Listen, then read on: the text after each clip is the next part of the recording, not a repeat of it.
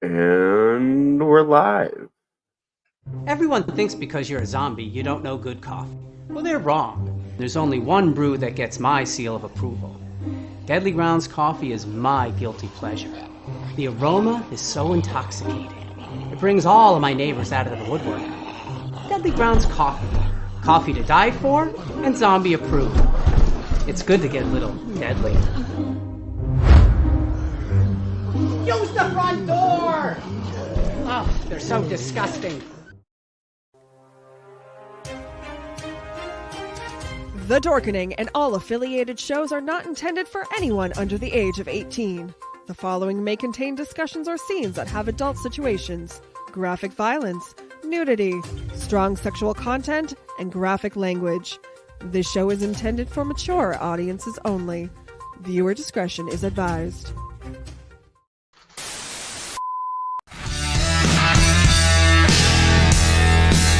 Ladies and gentlemen,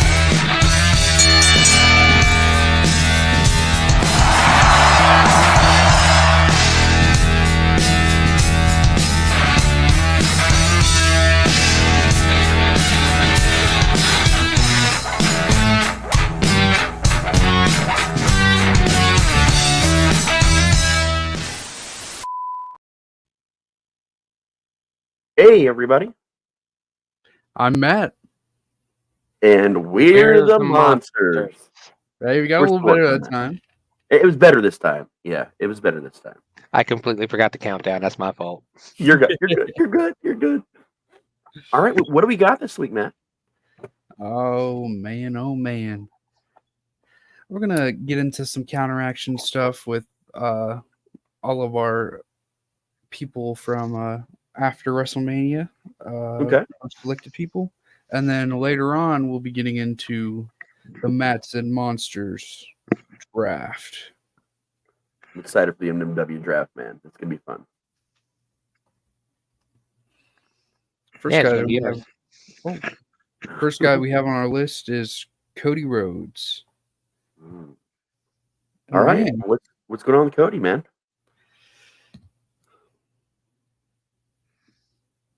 Cody Rhodes has been doing pretty well. He for the draft, he was untouchable because he's the undisputed champion. Right. And so he helped Triple H out in the draft a little bit, and I'm pretty sure he was the one that announced Carmelo Hayes being drafted. Okay. If I'm not mistaken. Very So nice. then he comes out and Carmelo's like, I'm just gonna shoot my shot right at the top, and calls out Cody for the belt. Damn. And he was like, are you sure that you guys even want to see me wrestle tonight? And the crowd goes wild. It's like, what if I Hey, forgot my ring gear? What if I forgot my ring? Sure. That'll happen. Yeah. But then they shake hands and it's on. So they were in the main event for the SmackDown of the first night of the draft.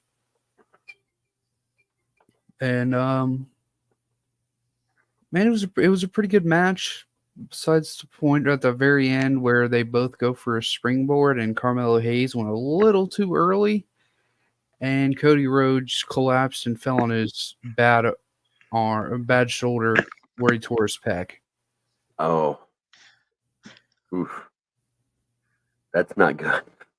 No, it's not.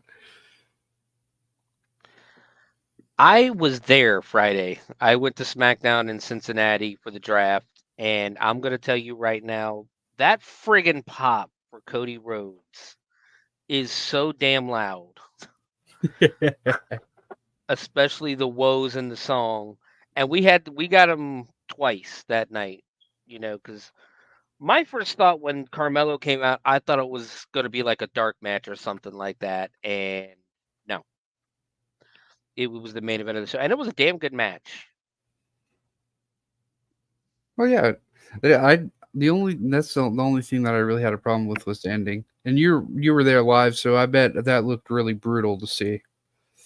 It kind of looked like a botched spot. It looks like they're both meant to do a springboard, and I think they were both meant to miss. It just because Carmelo, I think, gets a little more height on his too. Yeah. That it just looked a lot worse than it really was. Yeah. And Cody was fine afterwards. He was still high fiving, shaking hands with the fans, and that. It sounds painful though, man. For real. Just But yeah, the only person on Friday night who got a louder pop, who I think got a louder pop than Cody did, was Randy Orton, of course. He got a massive pop when he came out for the fight with Kevin Owens and the Bloodline. the new tag team. Yes. Oh yeah. Dude, I love I'm that all it's R-KO because it makes sense. Randy, Kevin Owens. I got a kick out of that, man. Oh, dude, I am 100% down for Randy Orton and Kevin Owens as a tag team. Same. Who else? Who's next? Mr. Main Event, Jay Uso. So he got drafted to Raw, but it's not in effect yet. I mean, it technically is because he was on Raw to begin with. Yeah. Yeah, that's true. That's true. That was one of the biggest complaints though in the arena on Friday, and that was one of my complaints too. Is two people on Friday changed. Everybody else stayed the same. Right. Yeah, I did find that a little weird. That was annoying, in all honesty. Well, I know that they were giving input, like to places that the shows are going to be streaming to with a new contract. They were giving input to people ahead of time. Even Netflix got some input, from my understanding. Well, yeah, I mean that's why Fox has always, SmackDown's always had a bigger roster, this go around than most times before, is because of how much money Fox is paying into, air SmackDown. So yeah, Netflix paying what $5 billion. Yeah, I think they got to say. Yeah. I think it was the Monday before the draft. It was Jay Uso got jumped by Logan Paul and Finn Balor, and then Braun Strowman made his appearance back. Fuck yes, he did. That was this past Monday. Oh, this Monday? That was this past Monday because I got so excited. I really thought Mahomes was about to catch an ass whooping. And so did I. Yeah, Braun coming in was just. I love me some Braun, dude. Just straight up, love that guy. Yes. And what's that triple threat this past Monday, or was that Friday? Because it was Judgment Day versus Andrade, Jay Uso. That was Monday. That was this past Monday. I fell asleep during it. I don't know what happened during it, but I may have been drinking a little bit, so may have been. Well, in that match at the very end, Logan Paul goes out to the crowd and gets Patrick Mahomes' rings off his hands, all three of them, and tries to KO punch him, and absolutely misses and knocks the absolute shit out of JD McDonough. You can even see the welt on his forehead. And then that was so cool though. Oh yeah. It was amazing. I'm pretty sure that shouldn't be it for Jey Uso, though. A lot of action, just not a lot of main event things. No pun intended. So after Logan hit JD, I thought Finn was going to go kick Logan's ass. Yeah. I just looked at each other in shock. You're like, uh-oh. Oh, yeah. They had a moment, a special moment. Heat of the moment.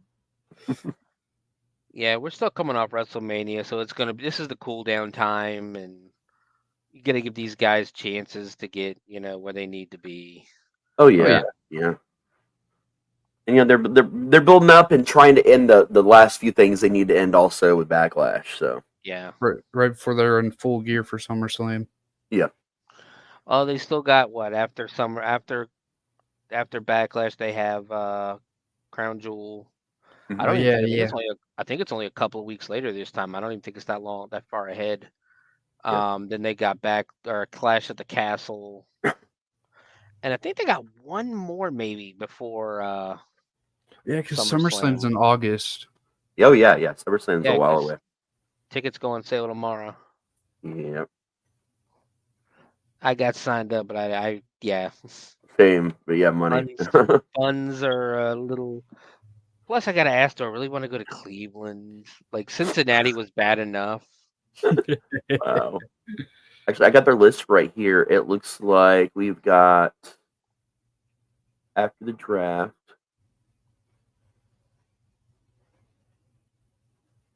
Let's see, Backlash is May 4th. Oh, that's right. King and Queen of the Ring is May 25th. Yeah, That's the one that's coming up a couple weeks after. Yeah, that's Saudi Arabia. Yep. And then we've got June 9th is NXT Battleground. Clash of the Castle is June 15th. Money in the Bank, July 6th.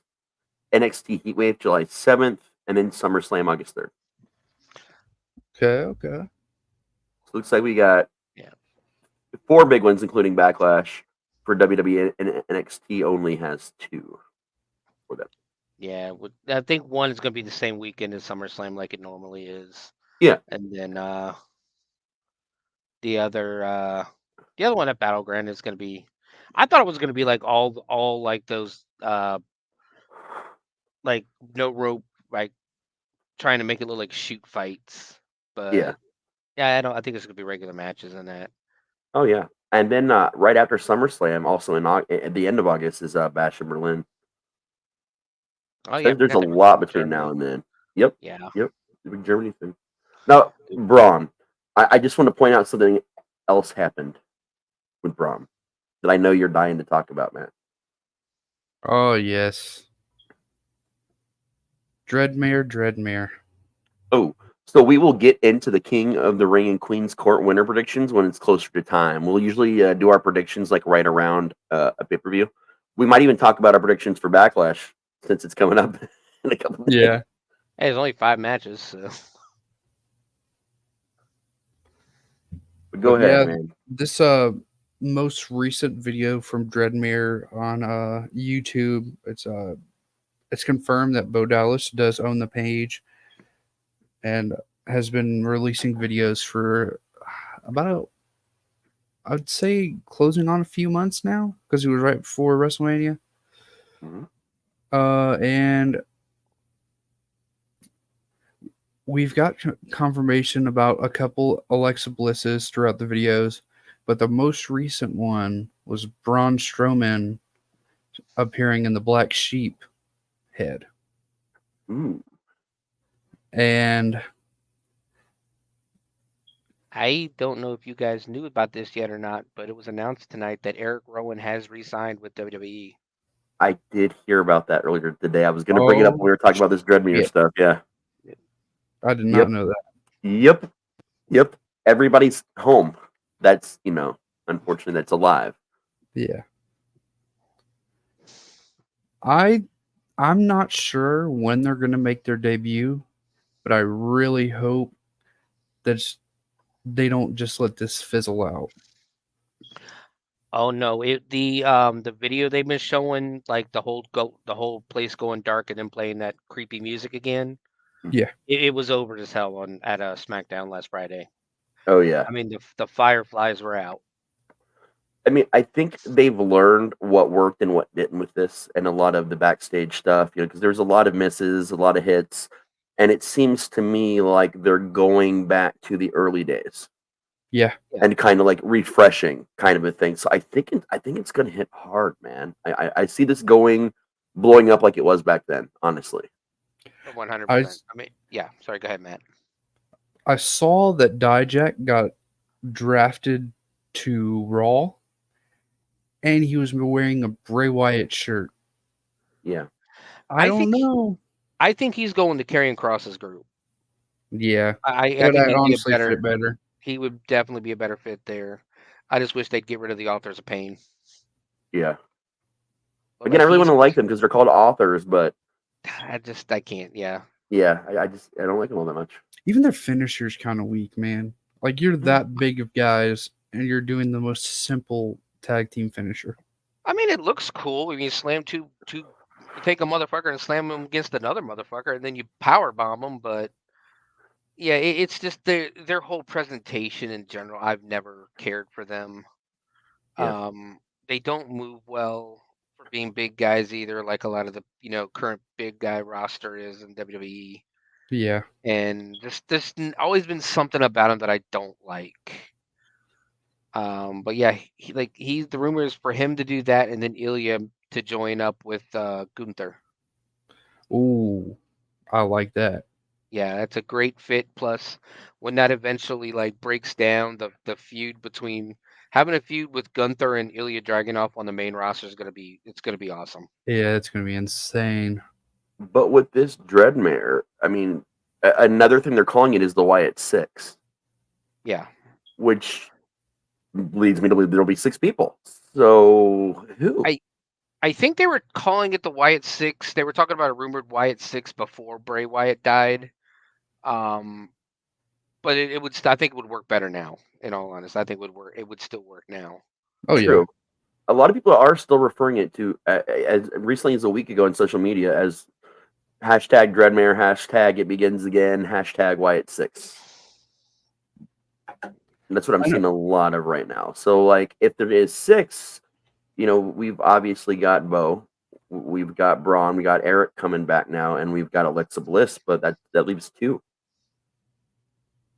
I was thinking Joe Gacy, but he's still in NXT. Yeah. Yeah, they can bring them up though whenever they want to. That's true. That's true. So, who are you saying? We got Bo Dallas, Eric Rowan, Braun, and Alexa. Yeah. Nikki Cross. Well, that would be a good I addition. think Nikki Cross was one of the ones they were talking about too.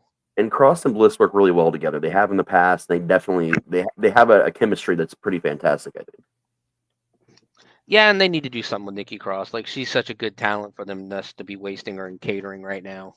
She absolutely is, man. And another thing that excites me about that, to be honest, is that they have this option now because of female tag belts. They can literally, by having 2 females in the stable, they can literally get every belt. Yeah. Yeah. If they wanted, easily, like all the belts that they could hold them all at one point in time, which would be kind of cool. Like temporary, because you don't want too many belts in one place, like for too long. We've learned those lessons, but like, I'm trying to think who else would fit.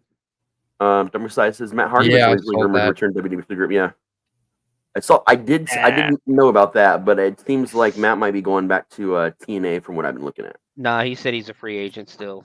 Okay, But is he still? I know he was with them recently. The thing about Matt Hardy is nobody wants Matt Hardy without Jeff Hardy, and Jeff Hardy's too big of a risk to sign at this point, especially at their age. And they've signed him for the Hall of Fame, but putting him in the ring. Well, from what I've been looking at, they've been talking a lot more about this. Apparently, there have been some conversations going on between him and H. And we know he was given extended injury leave, but his contract was not extended. And his contract is set to be up in AEW like very soon. Yeah, they said they're not going to extend his contract. They're going to let him go. Yeah. Which is fine and all, but again, I'm all for second chances, but he's on chance 82. To be fair, a lot of his chances, though, if you really go back and look at it, were just marijuana based when the company was very much against marijuana. Yeah, a good chunk of them were. Which is fine, but between the DUI and the thing about it is he keeps relapsing. That's the biggest. Yeah. That's the biggest problem, and where with what WWE is doing lately, especially moving in the right direction. Do they take, especially as a corporation, because you also got to remember it's not just up to Triple H. It's gonna make TKO and UFC look bad, and if Jeff, pulls a TNA like that, what Victory Road I think was the pay-per-view where he couldn't even wrestle. Yep. For Sting. Oh, So messed up. There's the other side of this too is that the WWE universe, us fans, Yeah. we like to see old matches new again. Yeah. And I know that Bubba Ray has been pretty vocal lately about wanting to do a reunion match with Christian and Edge, Hardy's, and of course, him and Devon. The only downside to that is Edge and Christian, I think, are locked in. So my understanding is that while they are locked, they're only locked for so much longer, and it has also been announced officially that AEW and WWE are in talks for some potential small cross promotional stuff with wrestling. It could be like a one time only thing, which I would be fine with. That's just one of those things. Especially with all the animosity this week, I don't know. I'm gonna be nice. No. I'm Oh, not no, gonna no. I bash get you. AEW. There's a lot, but last time we were all together, we talked about how Yeah. I was very vocal about saying that I don't know how much longer realistically AEW even has as a company. very true. 6 I'm months. holding tight to that. Yeah, right, and I'm holding tight to that, man. Here's the thing. I've said it before, and I think I've said it on here before. AEW is not going to close if they don't get TV. They're not. They're going to close when Tony Khan gets sick of or gets tired of playing with his toys. Yep. That's when AEW goes under. Yeah, that's when Vince McMahon buys AEW. I don't know. Did you see the video of him today? I know. Yeah, I'm just messing around. But yeah, I did. Yeah, I don't think we got him much longer. Yeah, me either. Not that I'm complaining. I'll complain a little bit because of what he's done in the past. Like, I'm not going to pretend he's not a big piece of shit. Yeah, 100% piece of shit, but he did bring us some pretty amazing things. Yeah. Oh no, you're gonna have WCW 2000 all over again because It's already there. AEW's done. Yeah, already literally. there. Yeah, It's happening right now. and Khan is not half as smart as Bischoff was, so it's gonna be worse, well worse, ultimately. Don't get on Twitter after saying that. I don't do Twitter. Jenny does it for me, and I love Jenny. I'm sorry. Jenny, stay away from Twitter for the next 2 hours. It's not going to be pretty. That's okay. Oh man. Yeah, we got off track. We went to Dreadmere, then I don't know where we went. So bring us back, Matt. Where are we? Yeah, we're on to our good buddy L.A. Knight. Yeah. Yeah. So he really hasn't done much I noticed that. the draft. I thought it was weird. We were late getting this getting the SmackDown on Friday. Cincinnati traffic and and being downtown in that pain in the ass area. Oh, yeah. Like I told Jennifer, we wouldn't have went if it wasn't for the fact that they were doing the draft and I knew there was going to be legends there to help with the draft. We would not have gone to Cincinnati for wrestling because it's just such a pain in the ass. It is. So I couldn't tell you who the first match, like the first dark match was, but he was not there. In essentially his hometown, because he's from the area. Like I said, he's from the area. He got trained. Raz, you probably know Cody Hawk. Yeah. Cody Hawk trained him. So he's from the area. So it's just kind of weird that he wasn't there. Yeah. He was picked first in the round 3 though. But there's been some speculations which are kind of worrying me a little bit here. So his contract is going to expire soon. Mm-hmm. And there's talks about him going to AEW. Nah, he can't do their style. I don't think he can do their style. He's a sport. He's a quote sport. I know they don't say it anymore. He's an entertainer. He's not the flippy dive through the ropes kind of guy. And his contract goes all the way till early 2025, by the way. It was 2021, around January-ish. that he signed a new 4-year contract. Yeah, plus he gets massive pop still, and he's still over as hell. They're not going to let him go. I think we're going to start seeing less and less of these guys when their contracts come up go running to AEW, unless they really want Yeah, that bag. Unless they really want that bag, that's what they're going to go for. Because Yep. Tony Khan's going to pay him a hell of a lot more than WWE and TKO are. that's So true. unless they really want that bag, they're not going anywhere. Oh yeah. And again, we're just settling the last little bit of what needs to be settled for going into Backlash. So everything's going to be kind of new and refreshed with the draft and kind of everything and everyone after Backlash is done. So I think this coming week, you'll probably see more of him coming real soon too. Oh yeah, right after Backlash, because he lost that match to AJ Styles in a piss poor fashion. Fucking cheated. I mean, AJ flew all the way around the world just to hit him with a chair. Yeah, that's true. France ain't that far. Mhm. We got a 2-for-1 combo here. Sami Zayn and the Alpha Academy. Yeah. Holy shit.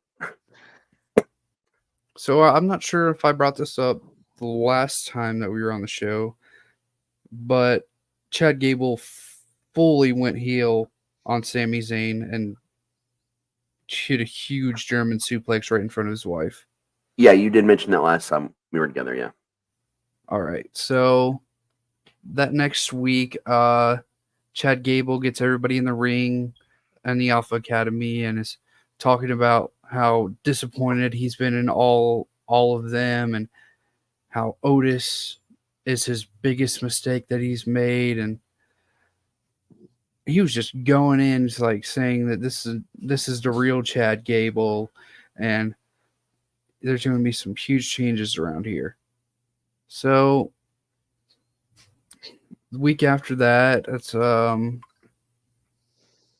I think it's Maxine Dupree and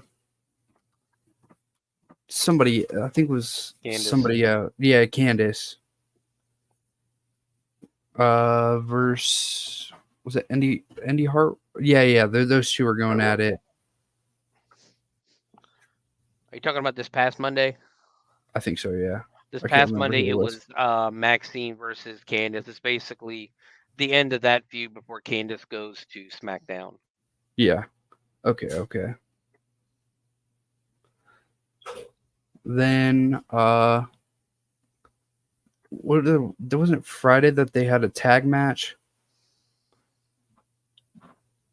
I think it was the Monday before there was another tag match between Ivy Nile and Max. No, the week before that was the Battle Royal, and she ended up throwing Candace and Indy both out. Yeah. Okay. That's all your Maxine Dupree news. And then this past week, Akira Tozawa and Otis faced who was it? They got a tag title shot. Oh yeah, against Awesome Truth. Yeah, the Awesome Truth.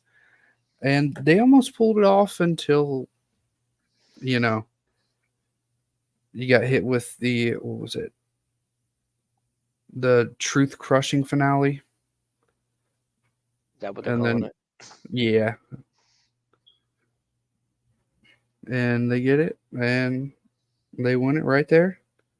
And then Chad Gable, it was Sami Zayn and Bronson Reed facing each other for the Intercontinental title. And at the very end, Chad Gable interrupts and absolutely just destroys Bronson Reed's title shot. But then Bronson Reed's like, you know what, screw you, and just destroys Chad Gable for that. So I think they're setting up a triple threat match. And that should be everything for Sami Zayn and the Alpha Academy. That was pretty damn funny because like Chad Gable, I think had Sammy in the ankle, like if I remember right, and then he just hits the big splash on Gable, just like fuck you, buddy. Yeah. And man, those two guys were pretty. They're small, but they're stocky. But Bronson's just a different breed.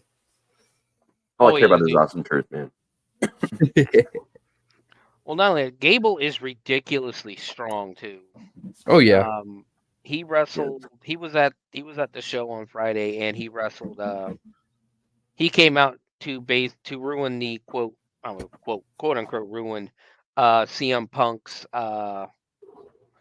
promo to the fans. It was just a bullshit promo. It's like they brought him to SmackDown they were gonna use when they changed their minds, so they just told him to go out and talk about Pete Rose for 5 minutes. I have it on video. I uploaded it, and Facebook said, "Fuck you, it's copyrighted."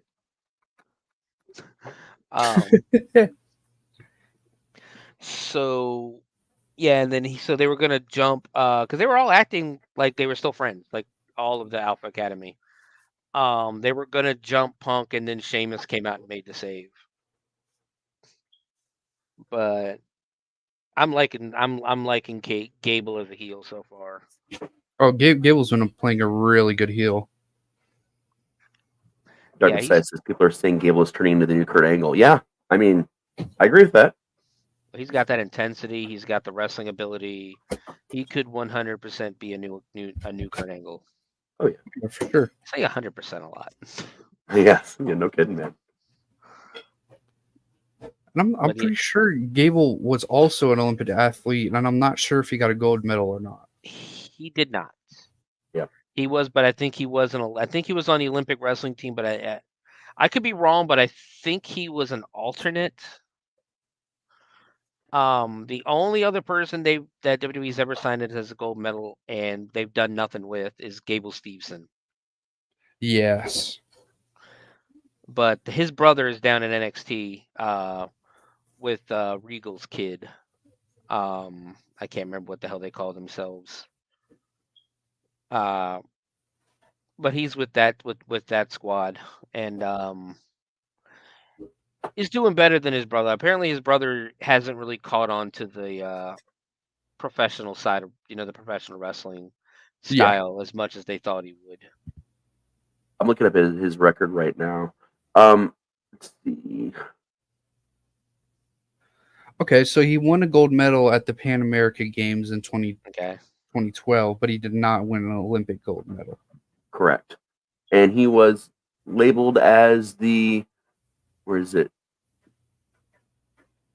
2012 was Greco-Roman Wrestler of the Year by USA Wrestling as well. Okay.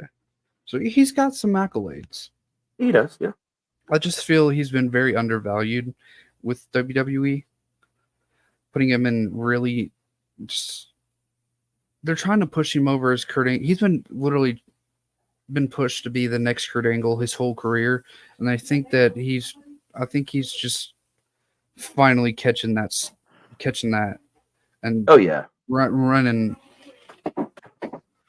Well, at first when it was him and Jason Jordan, it was good. They were supposed to be like the new quote Team Angle, and Angle was still active in the company and that at the time, and yep, that's what they were talking about. And then all of a sudden, Jason Jordan is Kurt Angle's son, and we talked about that last time because when they were coming up, like I get that they were going for the Team Angle, but they felt more like early Steiners to me. Yeah, which is not a bad thing. It's never not at all to be compared to the Steiner. Like the Creed brothers, 100 definitely remind me of the Steiner brothers. Yes, they fully have that now. Yeah, yeah, like you want to go or not, you're fucking going. Oh, for sure. Oh, definitely, man. And they'll throw your ass. And then the thing is, they've already proved it too. They'll throw your ass all the way across the ring. Like they are ridiculously strong. And that's who I think that they're talking about putting together too, is putting Gable, like once he breaks away from Otis and them, putting him with the Creed brothers. Oh, that'd be a great fit. Doing like a whole new Alpha Academy. Yeah, it'd just be 3 guys that could beat the living crap out of you, and whether you want shoot fighting or But shoe fighting or wrestling, either way they'll win. Considering they did that to DIY, oh yeah, definitely. Well, DIY is like what 90 pounds, not 90 pounds combined. Yeah. So is that all we got for counteraction? There is. Let me see. A few more things. Some of these guys really haven't done much. So we got the Awesome Truth handled, so we don't really have to talk about them. We could move over to CM Punk, because the only CM Punk news we really have is him and Drew McIntyre having a promo fight, which was pretty great. Yep. Considering they're both on the injured list right now, it kind of makes sense that they're still being, but they are really still being relevant as fuck, man.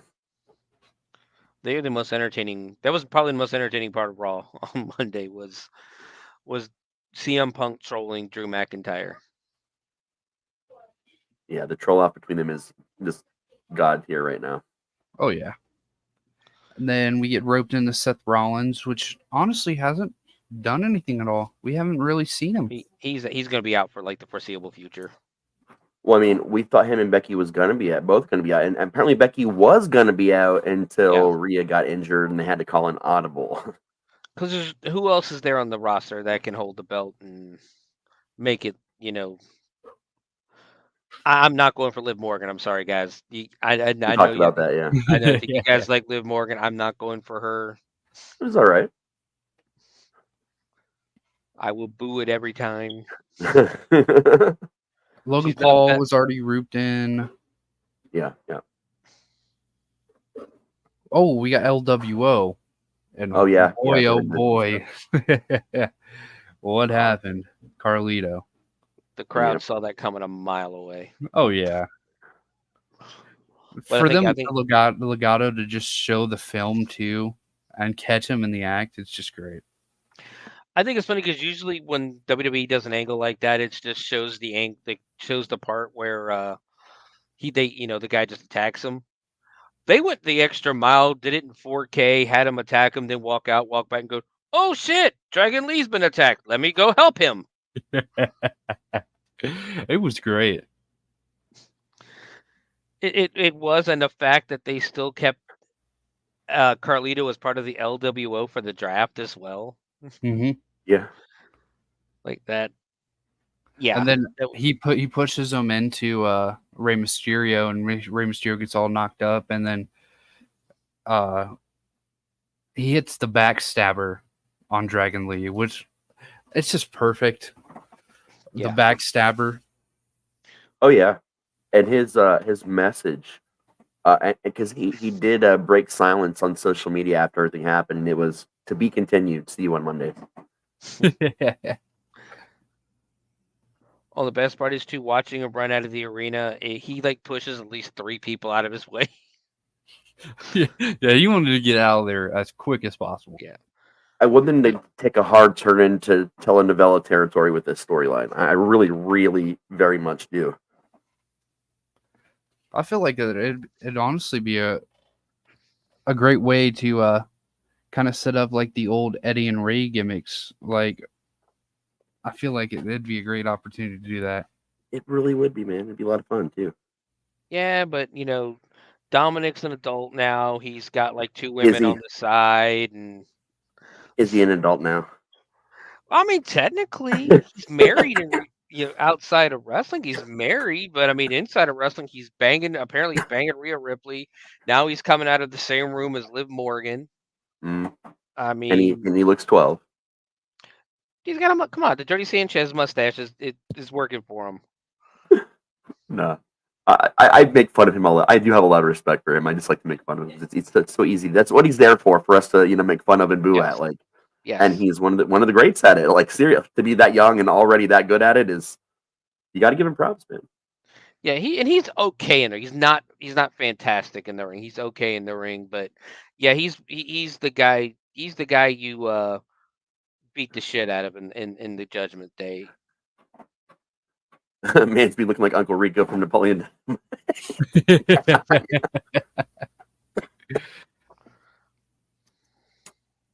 What you got next for us, sir?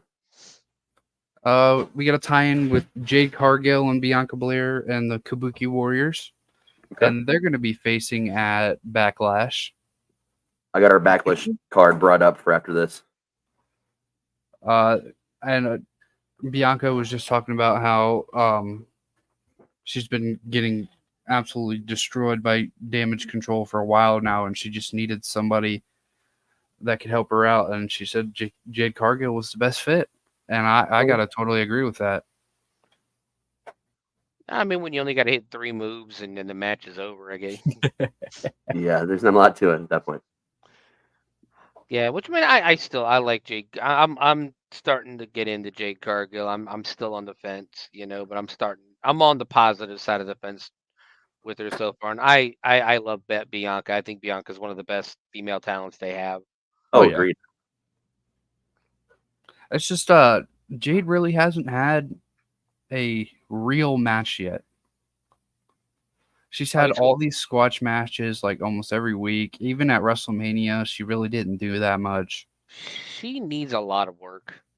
The thing about it is she has the look, she has the presentation, she's got the mic kind of. She's gonna need a lot of work because especially with a woman her size, working with these tiny little things, it makes it a lot harder. Like even China always had better matches with men than she did women. Oh yeah, True. A lot of that has to do with the talent she was working with. As much as Yeah. I hate to call Jeff Jarrett a talent,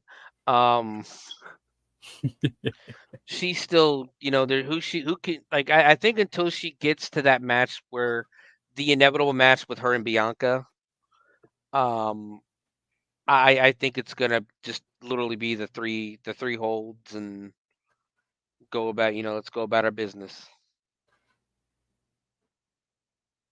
Then what we have next is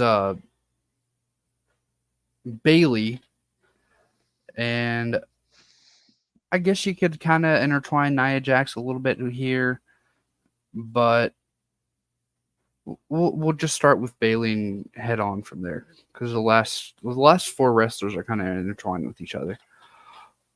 So Bailey, she had that match with Naomi because she was like, you know what? She's my friend. We've been here a long time together, and she deserves a shot. Naomi also won a number 1 contenders match. And Tiffany Stratton was not going for it.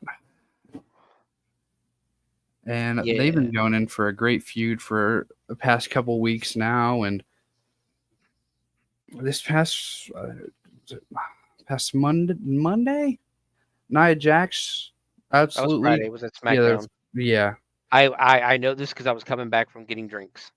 Yeah, Nia Jax just absolutely destroyed Bailey and just left her laying on the ground like she was a ball of nothing. And I fucking love Nia, just saying. Yeah. You know I love me some Nia. I'm liking her better on this go round. Oh yeah. She's definitely putting it. I mean, let that outfit does not do her justice. She is actually a very beautiful woman if you see her on social media and that. Fucking gorgeous, man. Like that outfit that she wears just does not do her justice. Oh no. And that'll happen with a lot of costumes, especially with the women, a costume can ruin an entire character. Yeah. It has many times for men and women. Yes. And come on, you're trying to say the Shockmaster wasn't a success? I will say I met him at a convention. I met him at a convention and he carries that fucking mask. He carries the bedazzled stormtrooper mask with him. That fucking mask, man. But yeah, Nia, she's good. I mean, she's great. I love in the Battle Royal when they held the title up and she just takes a step and stands beside it like she's already won the damn thing. Yep. Yeah. So we got that match going on with Bailey, Tiffany Stratton, and Naomi happening at Backlash. But then you got Nia Jax, who has been destroying Becky Lynch and Liv Morgan for weeks now. Yeah, weeks. And then we get into the Battle Royal. And who eliminated Nia Jax? Liv. I think Liv Yeah, did. Or I think they yeah. both did. I think they worked together and both did it. You were talking about earlier about who was going to hold the title until Rhea gets better, other than Becky. I think Nia. I think if they truly do right by her, I think she can easily do it. She's going to SmackDown. I know. I think it'll be Liv. This way they could set up the Liv Rhea match. And maybe they'll put more work into Liv now. Is the thing, she was gone for a bit. She's coming back. Like maybe they'll put more work into her. She's on that revenge tour, man. One of my biggest problems with Liv is how she's trying to act tough, and at the end of the day, she's what 4'8", 4'9". Well, I mean, and just you got to act tough when you're that small. You got to be crazy. You got to have that Mighty Mouse instinct. Yeah. That goes back to Nikki Cross and Alexa Bliss, though. They're fucking tiny too, man. They are. I mean, I don't like. I'm not the biggest fan of Alexa Bliss either. In all honesty, I know you're not. I love Alexa, but I know. Mean Girl. She just seems like she needs to be in the movie Mean Girls. Except Nikki, for when she's Sister Abigail is like a very different side of her personality, though. Yeah, well, she was. I know. I will say I was entertained by that. She has range, is what I'm saying. When she did that. It's just when she comes back as Little Miss Mean Girl again. No, I'm signed out of that one. Yeah. But yeah, I mean, it's just her count. She doesn't come off as tough to me at this point, and definitely doesn't, to me at least, doesn't come off as a serious threat to Rhea Ripley. Yeah. It's hard for about anyone to come off as a serious threat to Rhea, though. I mean, Charlotte. In her defense. Becky is a great defense. Charlotte. At one point in time, I'd say Charlotte. Maybe not so much now. Her and Charlotte had the best match of WrestleMania 39. They probably had the best match of the 39. But since then, Charlotte's really kind of she's been hurt. And the bad thing is, I think it's a shoulder injury, and you can't really come back from those. It's really hard to come back from those. It is, yep. Like, I worry about Dominic. I know he's going to be out the next 9 months with like Tommy John surgery, and that's something that a lot of pitchers in baseball have to get. And when they come back from those surgeries, they're never the same. That's true.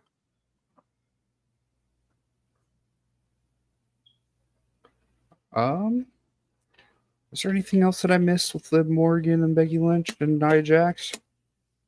I'm pretty sure that about covers it.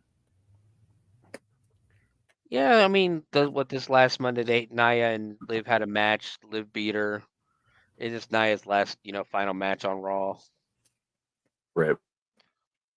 Until dominate SmackDown.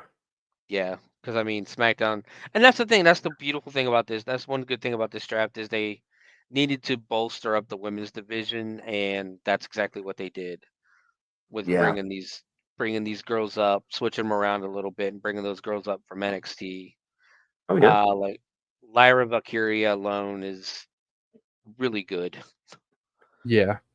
Kiana James, I don't think she's ready, but they probably know better than I do. So I'm gonna sit back and watch.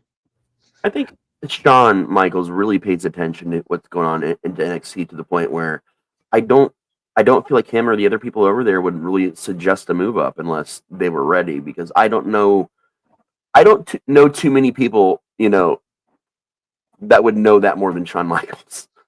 See, the only thing I really don't like is I saw that that little promo video that they did, and I don't like your little businesswoman thing. I feel like it's a little cheesy. Throwback. It's a throwback. It actually worked in NXT, but the problem is she is almost like a new version of Stephanie. That's what she came off as, at least to me. In NXT, she came off as like a newer version of Stephanie McMahon. Just not as talented. I get that. I was actually going to say Ivory, right around her, in her right to censor phase. She gave me a little bit more Ivory vibes than Yeah. Stephanie, but I can see Stephanie though too. I'm talking about the character, like the character itself is like, I'm a businesswoman. The only thing that matters to me is doing business and making money and all this, all that kind of stuff. And That's that '90s attitude gimmick shit, man. it is. Well, I mean, That's and what that that's is. that's one of the things under Shawn Michaels and Triple H so far is like when you had Vince, there was only two type. You can only be one of two type of women. You're either going to be the, clap and stomp baby face, or you're going to be a complete bitch. Those are Yeah. the only two characters that Vince wanted the women to be. Mm-hmm. And now under Triple H, we have so many different characters for the women, to the point where the women are actually starting to be the focal point of the show on a lot of these Really, shows. 100%. Yeah. Like I think we've all agreed. You said it earlier this year. Royal Rumble, the women's Royal Rumble for the past 2 or 3 years has been better than the men's. Yeah.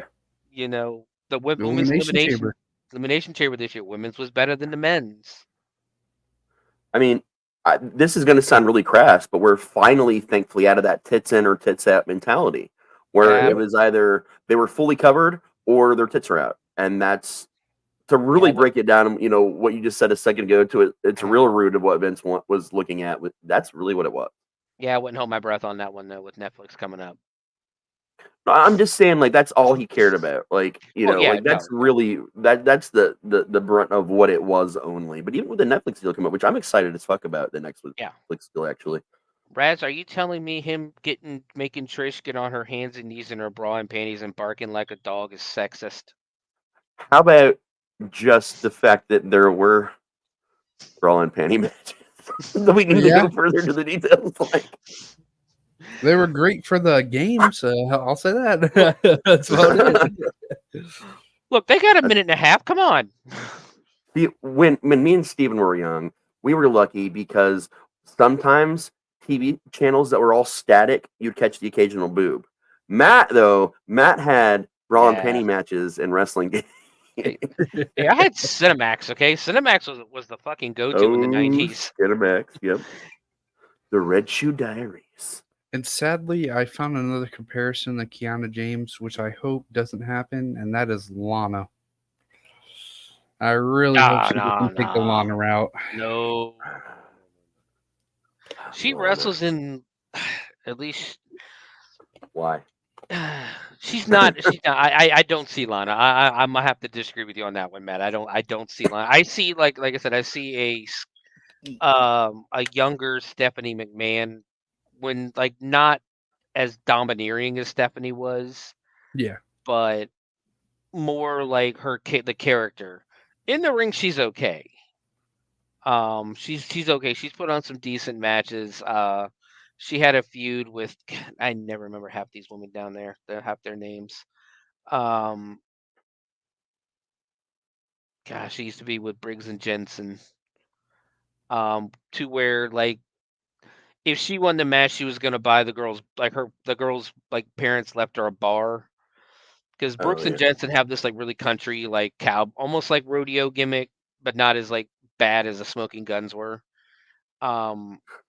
But she owned like a country bar, like a honky tonk almost, and which it for those of you listening, a honky tonk is just a bar.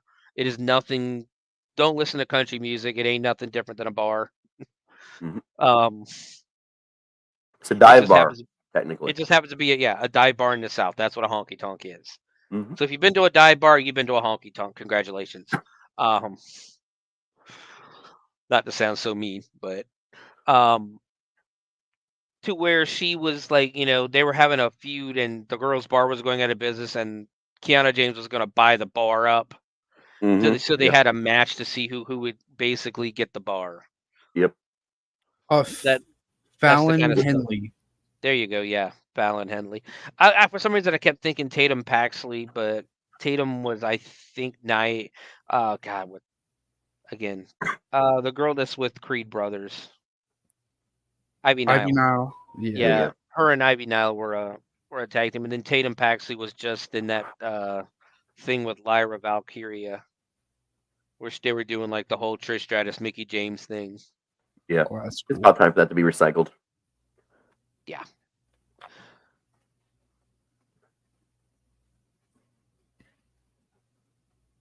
So do we have anything else for counteraction, or do you want to move on to the predictions for Backlash? That's it. All right. It should be a quick prediction scenario. First one up is World Heavyweight Championship. Damian Priest. Cannot talk today. Damian Priest versus Jey Uso. What are you guys thinking about this? Ooh.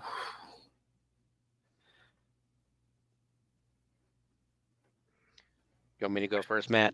Yeah, I got to think about this one. So I don't think they're taking any title off yet. I don't think they're ready to do that. I think Damian holds it till Clash of the Champions or Clash of the Champions. Good Lord, Clash at the Castle. Yep. So yeah, I think Damian is going to keep it. He might even keep it past Clash at the Castle at this point because they're doing a lot with him. They're doing a lot of promotion with him. They're putting a lot of work into him, and I'm not going to be surprised if he starts breaking away from Judgment Day really soon. That's something we've been talking about a lot. Was the end of Judgment Yeah. Day, and I gotta agree with you. I think Priest keeps it. I think Jay's gonna. This is more of a match to continue to bolster Jay on his own, and I think that's what it serves the purpose for Jay. But even that, I think we're inevitably going to see the reunite. We'll The see the reunion of the Usos. Yeah. We're going to see the reunion of the Usos, closer probably to Survivor Series because I think that's our War Games match this year. Yeah. If Roman comes back, personally, I think they need to keep Roman off till WrestleMania next year. Bring him back for Rumble, maybe. Bring him back. I didn't think Rumble. I think night after Rumble, like on Raw. Bring him back and not Raw, SmackDown because they're on SmackDown, and have him go face to face with Solo. Yeah, that could work. But yeah, I think they got it. Plus, I think I'm with you on that. Is they're trying to give Jay something to do in that, but at the same time, they got to get that stink of that WrestleMania match off of them too. They do. And Damien's a really good guy to do that with. Like, I'm still disappointed that match was as bad as it was. Yeah. I mean, I just think Priest keeps it, man. Yeah. I think that Priest, like you guys said, Priest keeps it and retains, but I feel like it's going to be a really good match. And the only reason why he's going to win is because Judgment Day interference. Nah, he's got to go over clean. I think he has to go over clean in his first defense. I mean, I think with a group like Judgment Day, it's possible that it won't be clean, but it could also because set up it's Judgment Day. It could also set up the breakup. Of him like yelling at the guys, going, "Hey, I told you I didn't need you out here." Right, exactly. And I mean, Finn Balor is also jealous, obviously that it wasn't him that won the title. And I think, it's going to pull the, well, you can't win without us kind of thing from Finn. Yeah. Yeah. But yeah, that works. Next one we got is the undisputed WWE Universal Championship. Cody Rhodes versus AJ Styles. I'm just going to throw this out. I don't think AJ's getting the belt. Nope. No. Not a chance. There's an ice cube sitting in hell I think has a better chance than AJ Styles of winning that belt. Yep. And I think someone's going to interfere. Yeah. Yeah, exactly. I think this is going to be one of those nightmares. We're going to see 9 again. Yeah, like I said, AJ flew all the way across the world just to hit him with a chair at Elimination Chamber. France isn't anywhere near as far as Australia is. Yep, I think this is why Knight's been laying low. He's been playing stealthy. Yeah, I just give them time though, because this is legitimately the first time ever we've had Cody versus AJ. Yep. So I hope we at least get some time. I know a lot of people are saying it's the battle of the former Bullet Club leaders. Was Cody ever a Bullet Club leader, though? I don't think so. I think a broken faction of the Bullet Club, maybe. Like the Ring of Honor version. Right. Like AJ was a legitimate leader of the Bullet Club at one point before Omega took over, but Omega was still in charge when Cody Cody was wrestling in Ring of Honor with those two useless assholes. And Um, yeah, I mean, and let's realize also why the Bullet Club even exists. Yeah. Finn. No, no. Shawn Michaels, Kevin Nash, Scout, Ah, the Click. The Click is why the Bullet Club exists. That's their history right there. They're literally just a modern age clique, which Yeah.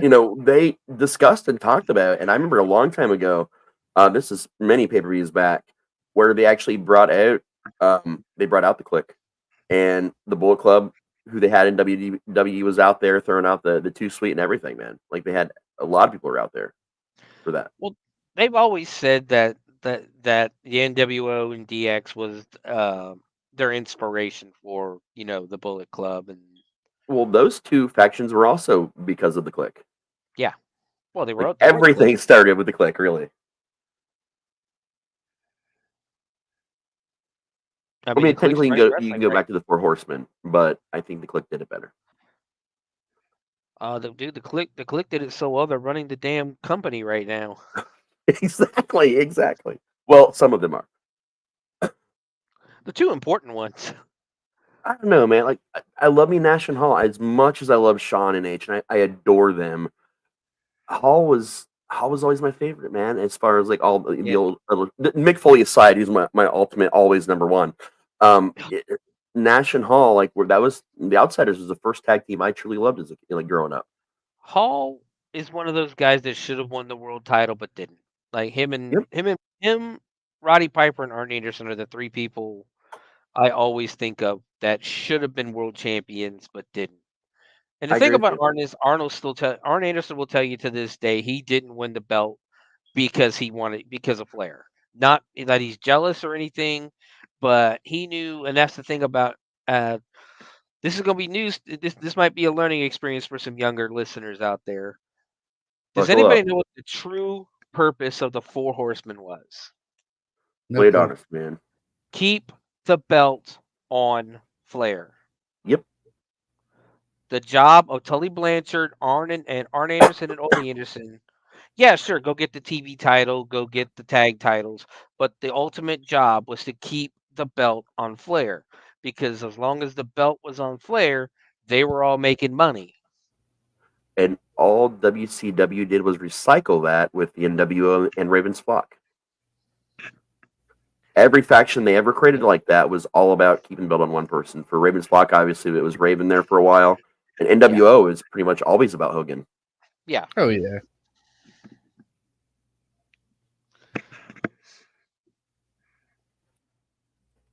So are we all saying that Cody Cody, Rhodes is keeping it? yes, Cody. Oh, by a landslide. Okay. WWE Women's Championship: Bailey versus Tiffany Stratton versus Naomi. Too early.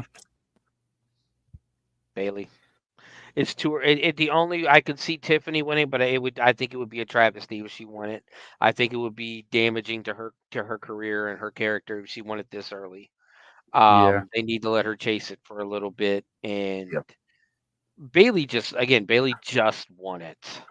Yep. We can't play hot. We don't want to be in this new era. We don't want to hot potato the belt like that. Oh no. I agree with it. And that's the hard thing coming into Backlash. Like it's really hard because some of these people just got the title, some for the first time, some it's not their first time, but it's maybe one of their last runs, and it's really hard to set that kind of thing up, like, and to take things away and add things. But I agree. I think Bailey is going to keep it. I'm not the biggest Naomi fan, not because she's not a great wrestler, because she is. I just think it's time to drop the stripper gimmick. I think she's gonna start taking that Natalia spot now. Now that she's getting older and Yeah, um she had a great showing at WrestleMania. yeah, Oh yeah. I was she's actually had a impressed. great career. She's had a great career. She's a former champion, Mhm. and all that good stuff. But I think she's gonna start taking that Natalia route where she's gonna start putting these younger girls over and helping them, be the learning tree like Natalia is over on Raw. I Oh, love yeah. Natalia, man. Oh yeah, she's great. Oh yeah. All right, I mean, And I'm really loving Tiffany Stratton too, man. I she like the gimmick. surprised the shit out of me. Yeah. Oh dude, she's the future of the women's division. She's gonna do great things. It's just she can't do it. Don't do it yet. Oh no. Don't be like, because that's a Vince move, is to up. They like this girl. All right, put the title on her. Okay, Yeah. now Yep. now what? She's got another 10, 15 years of a career ahead of her. What the hell else is there to do now? Exactly. And I Oh feel yeah. H is smart enough not to do that. Yeah. Well, I Now, think Triple H is smart enough not to hot potato a belt. Yeah. that brings us up to our next one, who I think is going to have a different kind of setup or a different turnout. Kabuki Warriors, Asuka and Kairi Sane versus Bianca Belair and Jade Cargill. I think that Bianca and Jade are going to become the new champions. That's where I'm I at. feel with it too. Yeah. It's kind of obvious. Jade needs something. She needs a big bump on this, man. Like, she needs a Yeah. big career bump. And Bianca, we've all said this already millions of times, and it's true. Bianca is one of the most impressive, just female wrestlers. Period. Not even just on WWE, but to me, she's one of the most just amazing to watch. Oh yeah, for sure. Yeah, she's probably the best, probably one of, if not the best female wrestler in the world right now. Yep. Like, Yeah. she's just top. I mean, Rhea's great. Don't get me wrong. Rhea's a Oh star. yes, she is. Bianca is better in the ring. Like, every I'll time agree you with watch that. her, her matches are exciting. Um, and I'm never bored watching. I never get bored watching her matches.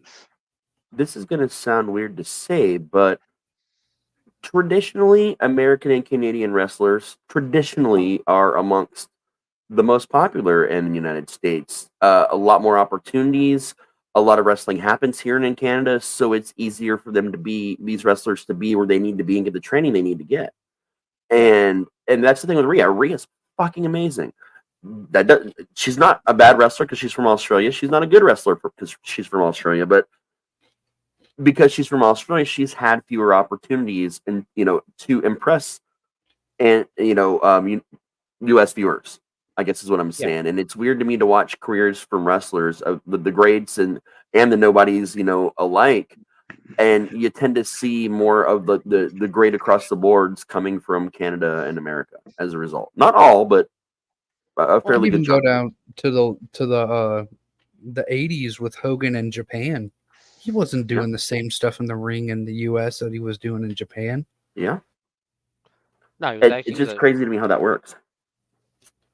Well, the thing about it is Japan likes a different style than Americans do, They do. and in all honesty, this is gonna be bashing AEW again, but that's why AEW can't succeed, is because they want to do that style of wrestling and they want to try to bring that New Japan style of wrestling to America, and it just doesn't work. Right. Um, I think America and putting some matches in from it is fine. Just the whole Yeah. overall is tough. America and Canada have the benefit of having what is essentially mainstream wrestling. Yeah. Your Right. WWE, your I guess AEW right now, TNA, MLW, which is big on YouTube, and that is in Heartland. America. Heartland, yeah, Yeah, a bunch of and them, man. yeah, I mean, there's so much wrestling in America. I mean, wrestling is friggin' huge in England. Like, Mm-hmm. if you look at the UK, wrestling is probably more popular there than it is over here in America and Canada. Now their entire indie scene was wiped out in 2020 by that speaking out movement, Yeah, but a lot of that stuff, and these guys do translate over here. they do. Um, I would say if I it's had to add a third country into the mix of that, it would be UK, hands down. yeah, because I mean it's just so big over there. And there's different, Mexico, of course, there's big wrestling down there, but Lucha is very different, though. Like, it is. Mexican wrestling and lucha is a completely different world, and that's the thing about it. It's a different world. It's fucking brilliant and amazing, but it's its own thing. And a lot of and then Mystico, when he came up here and became Sin Cara, proved that you can't. It's not going to translate to American wrestling because half these guys, half these American and Canadian wrestlers can't do that shit. Yeah. I mean, fucking even Sean spent time, with Lucha Style Yeah. in San Antonio. He got a lot of training, a lot of stuff from that.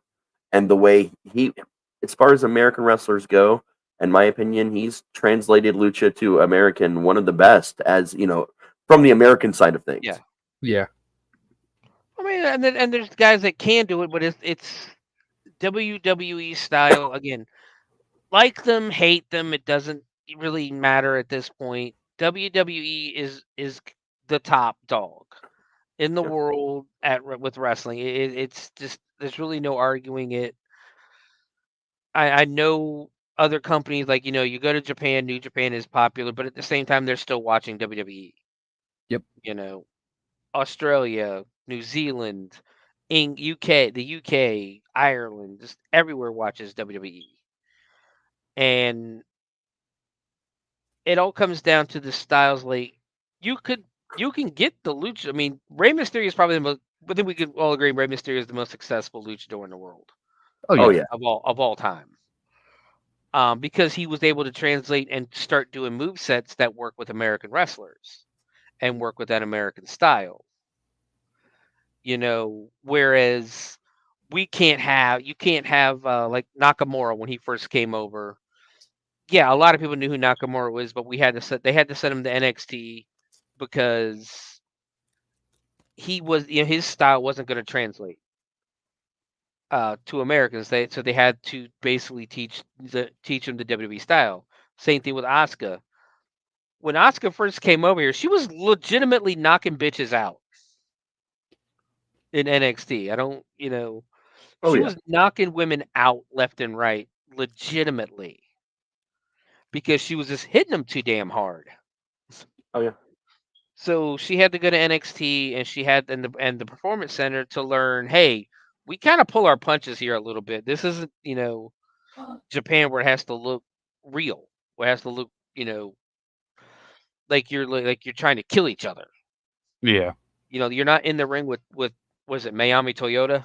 I think was her Yeah. name. Yeah. One of the greatest women's wrestlers of all time. You're not in the ring with her. You're in the ring with fucking Carmella. Okay, please don't kill Carmella. Oh, definitely. I think that brings us officially to our last, which is going to be Kevin Owens and Randy Orton versus the Bloodline. And just for me, straight up, I think RKO is going to do it. I think But that's Bloodline needs to win. and that's the thing. They do need to. They do need to win it, and they probably will. I just really want RKO to win. I think I can there's going to see be another pull up. I think there's going to be shenanigans. Jacob Fatu might debut. Yeah. It'd be a good place or time for him to debut. But I think they need the win. This is Tama Tonga's debut match. Yeah, And that's true. you really don't want especially somebody you're making it. I mean, he's been to the freaking company less than a month and he's already one of their top stars. Yep. Because of how great they're, still pushing that angle. And you don't want a guy you want to be your top star to just, to lose his first match. Very true. I'm And actually seeing a lot of that. I think there's more than 5 matches, guys. I just found more. What else we got? We've seen the Bloodline work with the Judgment Day a lot, and Tama Tonga is an alumni of the Bullet Club. Yeah. We could see something going on there. I don't think this new Bloodline's going to work with anyone, honestly. I think it's just going to be them running roughshod over people, like, because if you remember, do you guys even know why they attacked Kevin Owens? Because they can. And because at some point in time, Kevin was against them, and they were just. What if I told you, if anybody remembers, the week before, the day after the SmackDown after WrestleMania, when they were going to what used to be their locker room when Roman had the title. Yeah, that's true. Kevin Owens is the one who was going inside. He goes, "Yeah, you guys aren't invited. You know, go here. I hear that there's a janitor's closet over there." Yeah, that's true. That little subtle thing, I watched it over again. I'm like, wait a minute, that's why they got pissed off at Kevin Owens, and that's why they beat the living shit out of him. Yeah. I think that it's just going to be a lot of chaos. It's going to be a damn good match. It's going to be violent. But I think, though, if RKO does win, it's literally just going to be because of disqualification. Yeah. Which I can see that more than like the RKO getting a pin. Yeah. Oh, and I was double checking. There were some other matches like listed kind of for it, but it wasn't really for it, like the Sami Zayn versus Chad Gable thing, and it's very confusing on what's actually going to be on the card. But then I went and tried to look up the official card, and all of it's actually officially on there is just the 5 we talked about. And there's probably rumors. I mean, I can't imagine they wouldn't send Sami over there because him and KO are probably the only 2 people that speak French in the company. So, but I feel like we've called the main 5, which before we get to our MMW drafts, we're going to take a brief commercial break as soon as I get that going here, because it takes me a while to find things. And here we go.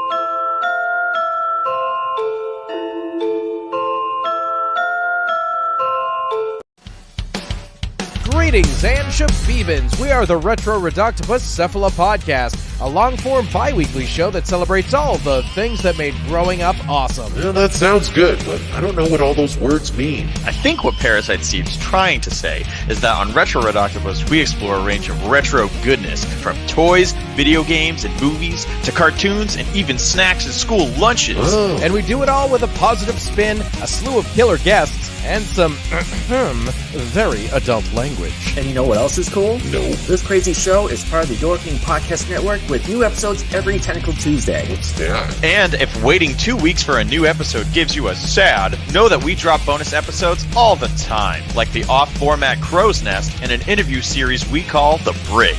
You can listen to Retro Reductopus on Apple Podcasts, Spotify, Stitcher, or any app that's cool enough to carry the only show that celebrates all the things that make growing up awesome. All right, welcome back to Mets and Monsters. Now, usually this that's the part we're actually doing color commentary for our whole federation, but we've moved the federation in 2K24 officially now.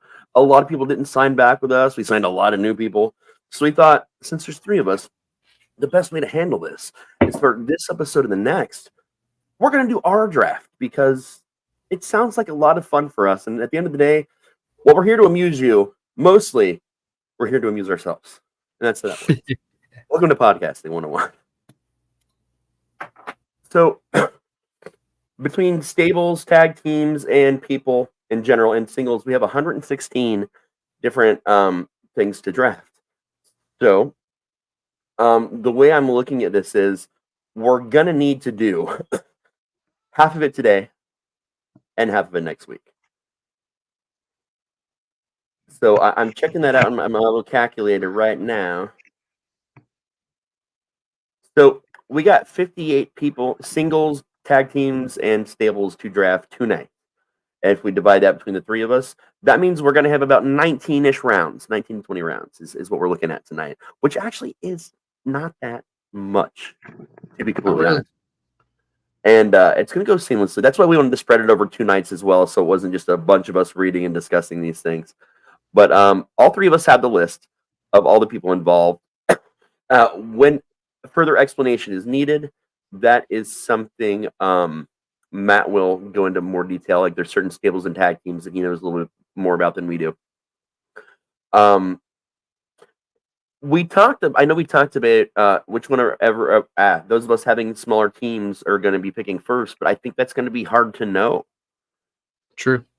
We would have to wait till round 2, and we couldn't even do that. Yeah, exactly. So what I'm thinking is we have to find a way to randomize which one of us is going to go first. Random number generator. Yeah, that's what I'm going to do here. Randomnumbergenerator.com. All right.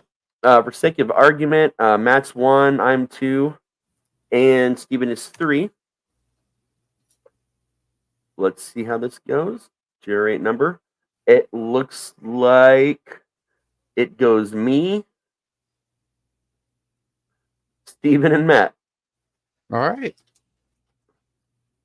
All right. This is a nice list. And there's a lot to choose from. There's also people I have to make sure I get that you guys don't because I'm me. And I could go for some certain things. And I probably should. But right off the bat, I think I'm going to go straight out. Let me find him here. I'm taking Mankind.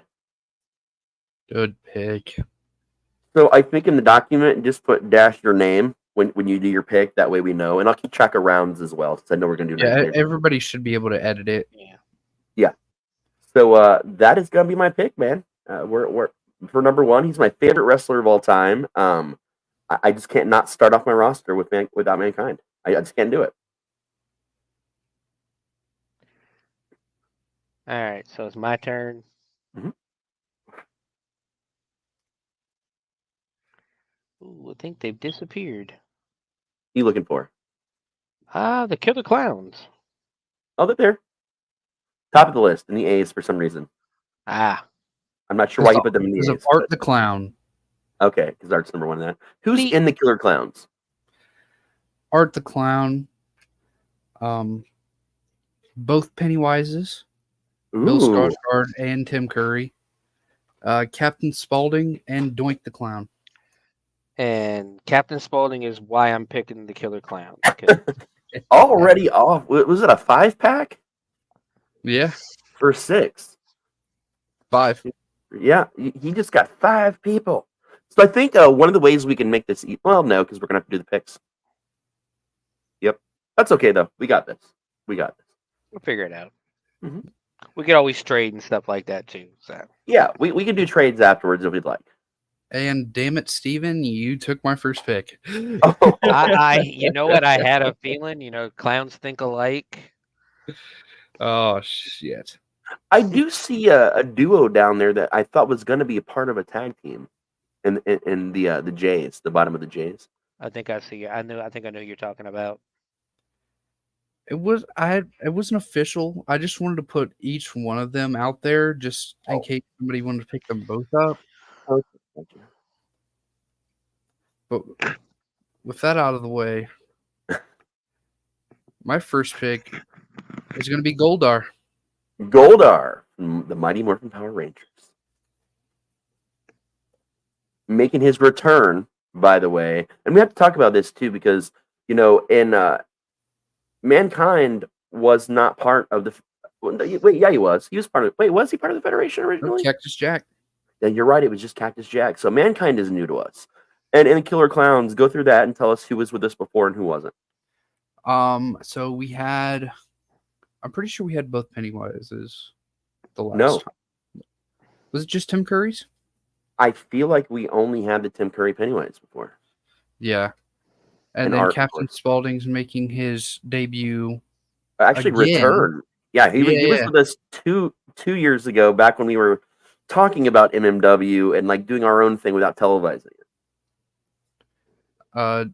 Doink is making his debut for Eminem. Mm-hmm. And then Art is making his return. Okay. And of course, Goldar is returning. Yes. I know we were excited about him. All right, we are now starting round 2. All right, I feel like it's probably obvious who I'm gonna pick, but it might not be. So I'm gonna go with oh shit, I gotta find them. The Outsiders. That is not who I thought you were picking. Pick. My favorite. I was just talking about how they're my favorite tag team, man. I know, but I thought you were going to go for the bees. Oh, let me go. I have to go look at the bees and see who it would have been. Oh, possibly. That brings us over to Steven. Let's take a look.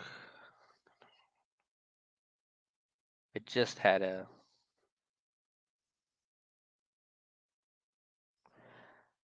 I'm gonna go for a weird one, actually. Okay, what you doing? You know, now I remember who I was originally gonna pick. I'll go for that one next. I'm gonna go straight for Toxic Avenger. Oh, that was gonna be one of mine. Nice. Toxie's always a great pick, man. And that's a returning as well. Just like the Outsiders are returning. Yeah. If it doesn't get picked, which I don't think you guys are gonna pick this one, I know I'm gonna surprise you with my next one. Okay. All right. Finish us out on round 2 there, Matt. All right. With my second selection, I will be taking. Dun.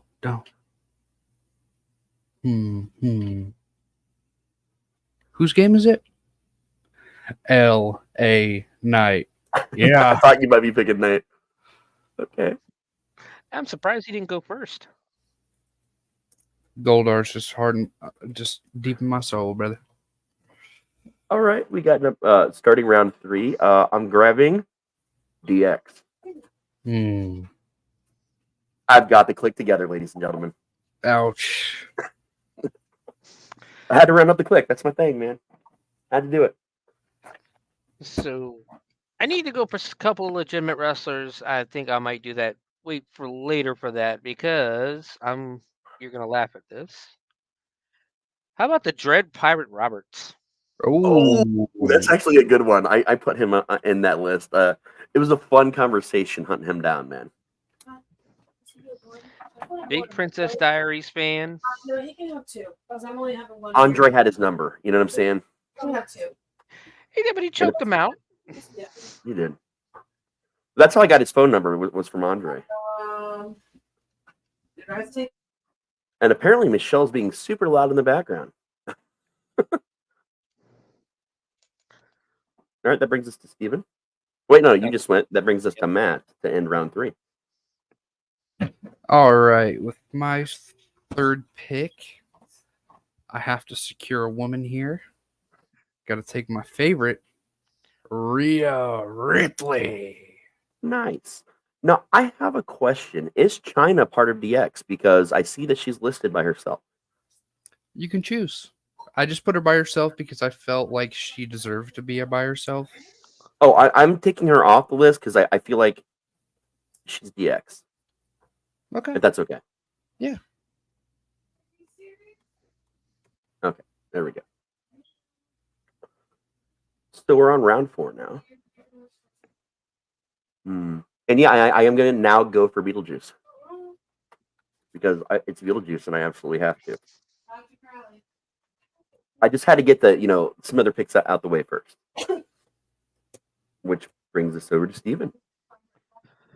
Alrighty. So let's stick with the Princess Bride and go with Andre. Hell yeah. Now, Andre is new to us. DX is not new to us. We talked about that a minute ago. Beetlejuice was actually also a part of the original thing that Matt and I had done a couple years back. So he's returning, but first time televised. Just to kind of play some catch up a little bit. And LA Knight is new to us as well. All right. With my fourth pick, I will be taking. Let's see.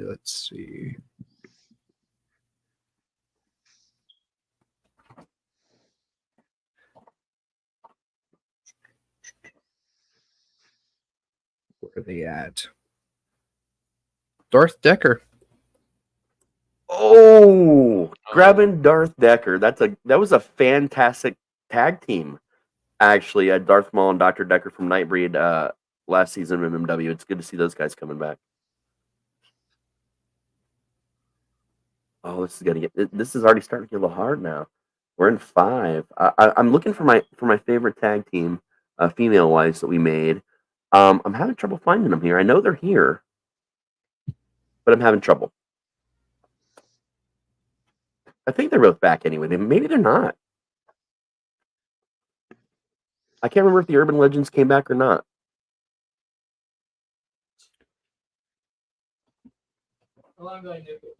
Who's in Deadly Ladies?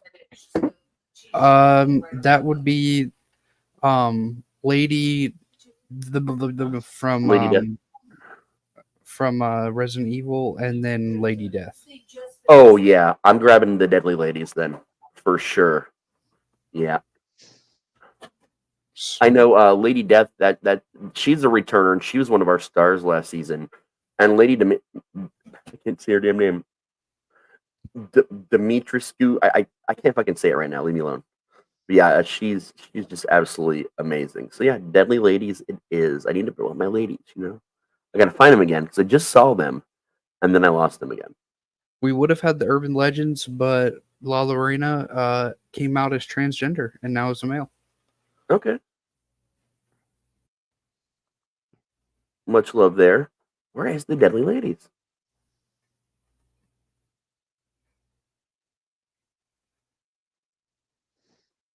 You can go ahead and go, Steven, while I figure out where the hell I misplaced them. I'm going for female because I do have no females on mine yet, and I'm trying to decide between the 2 of them. I think I'm gonna go Bloody Mary. Ooh, good pick. I still cannot find the damn Deadly Lady. I got them for you. They're right under La Lorena and LA Knight. Oh, okay. I'm looking for D and the L. Okay, I see why though, because Lady does. Yeah, makes sense. And who did you pick again, Steven? Bloody Mary. Bloody Mary again is a returner. I think she won a couple of matches. She did. Her and La Llorona, they were a great tag team, man. All right. My next pick. Gonna take one of my personal favorites. Jason Voorhees. Excellent pick. Excellent. Now, Jason was with us, and he is returning.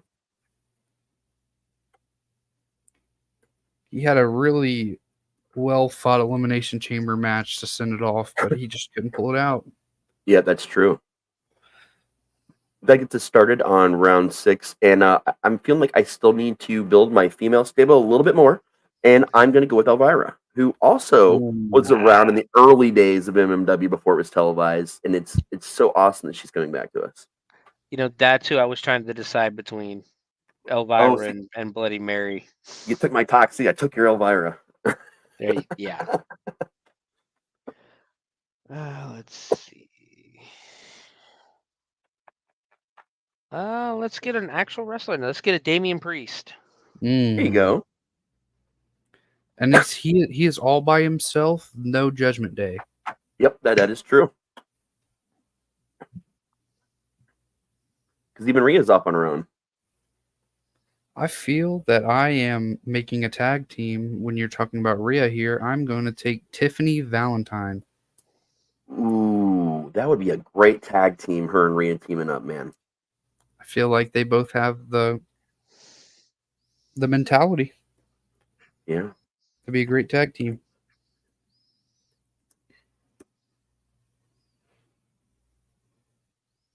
That's going to put us at 7. Let's see. There's a lot of really good options on here, guys.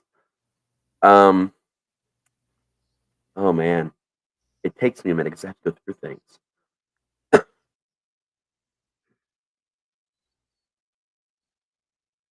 We're really getting down there. And some people are out of order. I'm seeing H's and the R's, and I get confused. A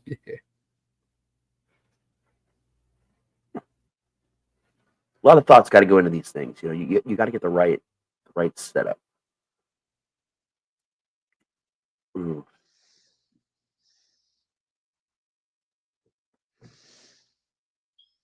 I think I know who I'm gonna go with. I'm gonna go with Creature.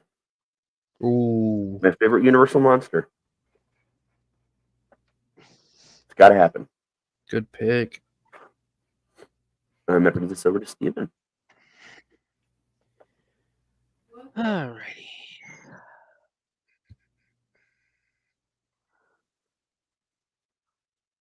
Tell you what, I might make Raz a little mad on this one. I'm going Dude Love. Nice. Nice. I was thinking about trying to pick them all up and doing like a stable, but you know, that's okay. That's okay.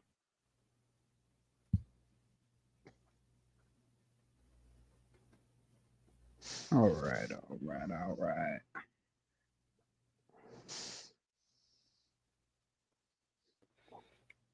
My next pick, he's going to be Goldar's tag team partner, Lord Zed. Oh, also from the Mighty Morphin Power Rangers, and also brand new to the Federation. And man, he's looking here. He has no Rita Repulsa to hold him back. Yeah, that is true, man. Which puts us to 8, and I am going to grab the incomparable Ashley Williams, aka Ash from the Evil Dead franchise. Which puts us over to Steven. So, as a child of the 80s, and one of the biggest collections I ever had as a kid, I'm going for He-Man. Hell yeah. Ooh. Now, he's Good totally call. allowed to use that sword, right? That's just a ring prop, sir. It can be at least in the vicinity, so you can get the power from it to a degree. But remember, we have to limit powers. And that's always such a struggle for us.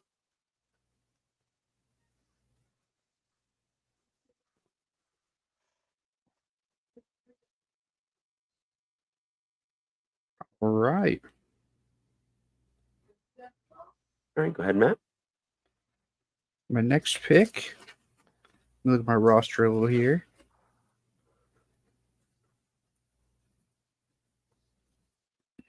I will be taking The Undertaker. The Undertaker. The Undertaker player. Nice. Starting round 9, I'm going to come in hard with Slender Man. Ooh. Who also is a returner. Ah, Much like the Undertaker. another one I was trying to decide between him and Dude Love a couple rounds ago. Oh. But I gotta boost my female division, my women's division, because I only have one woman on here.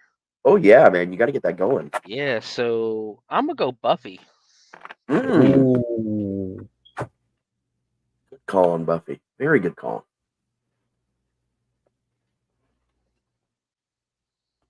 Let me go ahead because I need somebody to face. Oh, you are grabbing who I was just about to grab, too. Rhea. I need somebody to face Rhea and Tiffany. No, you don't, because you're going against us. We're all going against each other this season, man.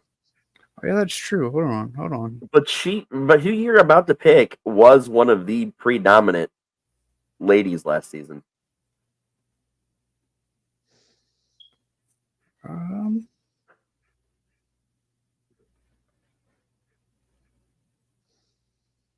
I'm going to go ahead and take...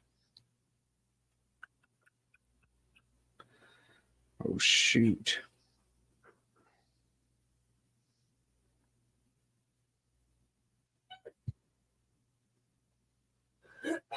It's pretty hard, man. There's so many good people.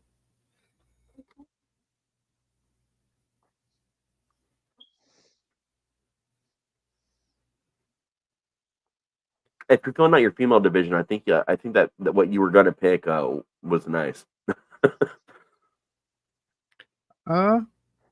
I'll buff it up a little later. I'm gonna take Venom here. Ooh, okay. Yeah, that was what I was gonna go for, sir. Well done. Well done. You gotta cut me off the ankles. See how it is. I already have a pretty solid female division so far. So I want to pick someone fun for myself here. There's lots of fun options. I got a couple of really good fun options already. So difficult. So difficult to pick.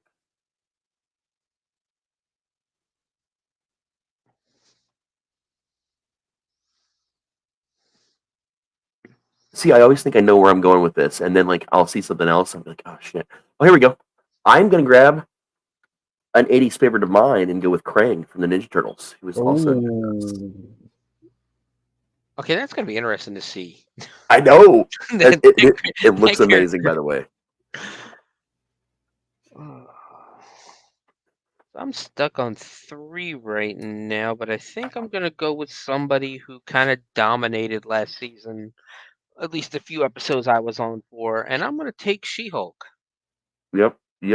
She's one of the ones to take. We cannot allow her to be in weapons matches anymore. She got a little too crazy with that. All right. I will be taking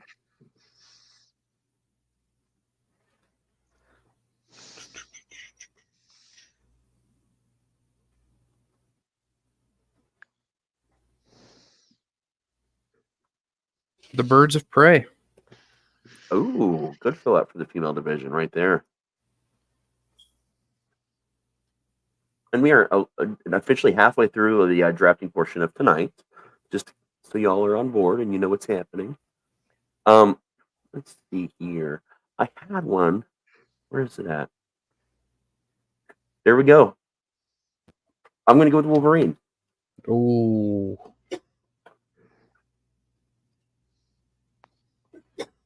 Good choice. Looking at my thing, I might actually end up making Bloody Mary and Buffy a tag team. That could be interesting. That could. I think I'm gonna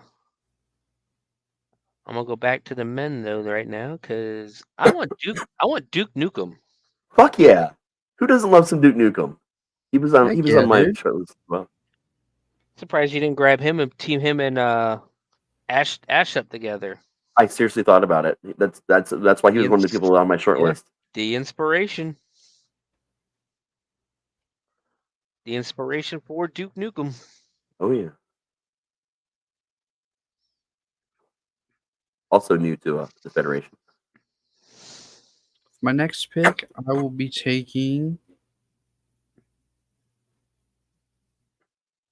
Jean Grey. Jean Grey, also another fantastic the female division. I think I just saw Raz pick his next one. You did. And it's gonna be Deadpool because I'm thinking about doing a Weapon X team up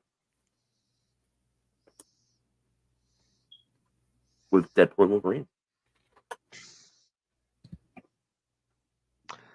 Well, I'm going to actually go back to my women's division and pick only my 4th member of my women's division. I'm going Rogue. Ooh. Nice. That's also a very good pick.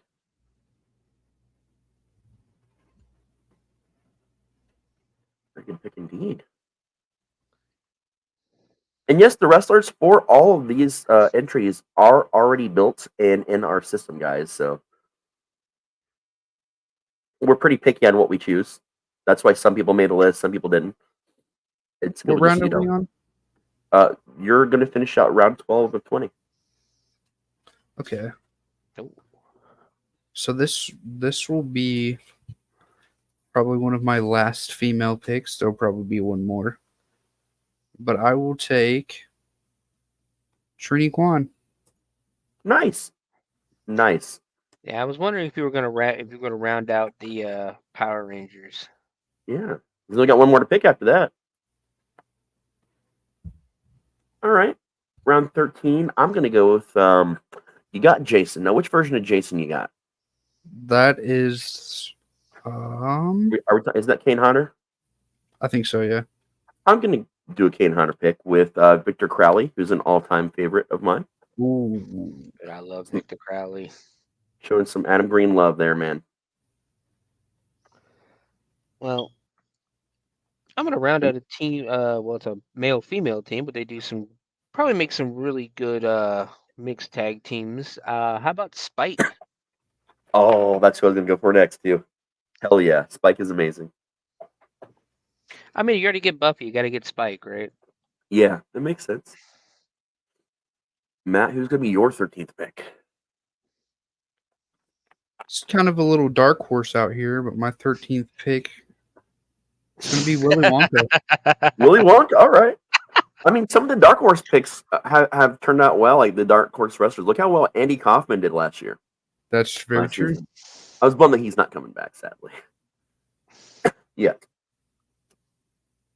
All right, bringing us to round 14. We still have so much. I mean, everything on the board is great. Everything on the board is great.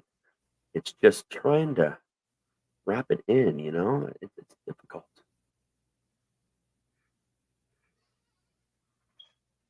I'll get ahead of myself on a couple picks, and then you guys will take them, and I'll have to look it up. Let's see. I'm gonna go Pinhead. I do have my Hellraiser tattoo, my Pandemonium construct over my heart, so I feel like I should probably pick him sooner.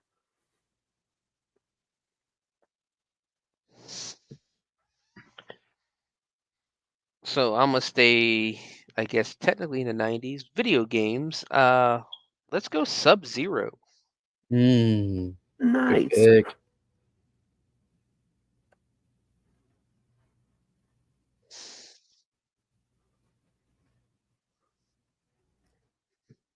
Well, Steven?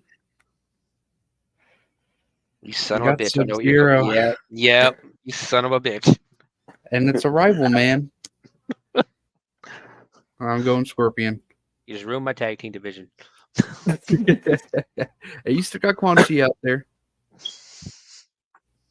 I'm gonna go with for my start around 15 here, the Christina Ricci Wednesday. Damn. Wednesday Addams.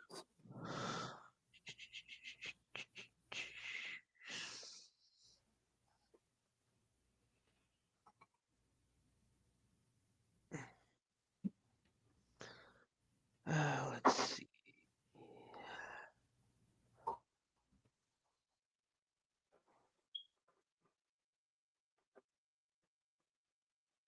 See, yeah, this is because somebody already took my pick. See, it happens all the time, man.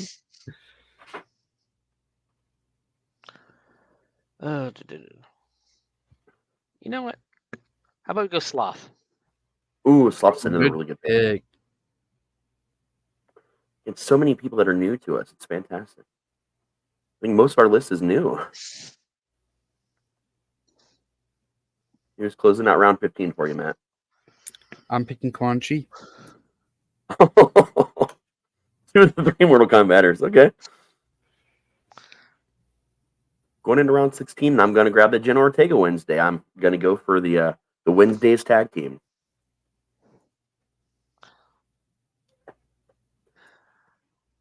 Well, since everybody else got their horror icons, I'm going to go Freddy Krueger. Nice. Okay. There's some other good ones out there still. And to end my faction with the Brotherhood of Shadows, I'll be taking Noob Saibot. Oh. Now, we can allow, after we've drafted everyone, some trades if you guys are interested.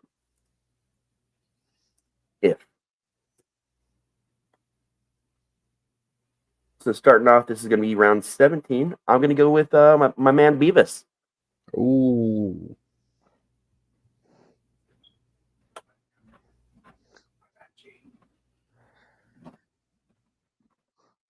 Well, Raz, you're going to get mad at me because I'm going to go not with Butthead, but I'm gonna go with the Fiend. I'll get mad at you for that one. No, I was just playing around. 'Cause I was gonna pretend to take Yeah, fuck you, buddy. Butthead.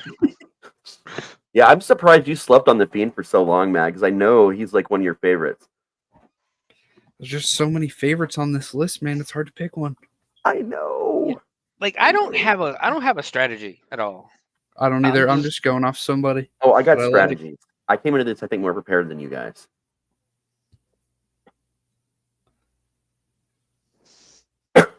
Seeing that I just went and took three males back to back, I gotta get a female here. I'm gonna go Lita. Okay. Lita's a great choice. Starting out round 18, I'm going to close up my tag team here with Butthead. I feel like I just need Beavis and Butthead in my life. Never go wrong with Beavis and Butthead. Exactly.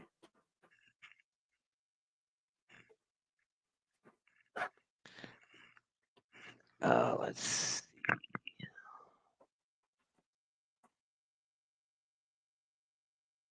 Let's go Stone Cold. Ooh. Oh, good call. Shit.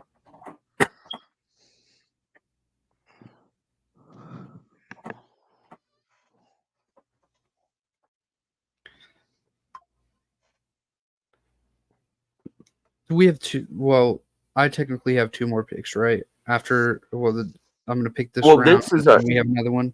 Yeah, after this, this is the end. We're finishing out round 18 right now. So after this one you're about to do, right now, you'll still have two more. Because you end the rounds. So, somebody who I think would be a really good tag team if we'd ever seen it, Liv Morgan and Lita. Oh yeah, that's not a bad one. Steven hates you, but it's not a bad one. As long as the last name isn't Bella, we're good. Yeah, I agree with you on this one, honestly. Yeah. So, man, we're getting into our last two picks for this one. Man, I've had some fun with this one. I got some pop cultures. I got some solid wrestlers on here.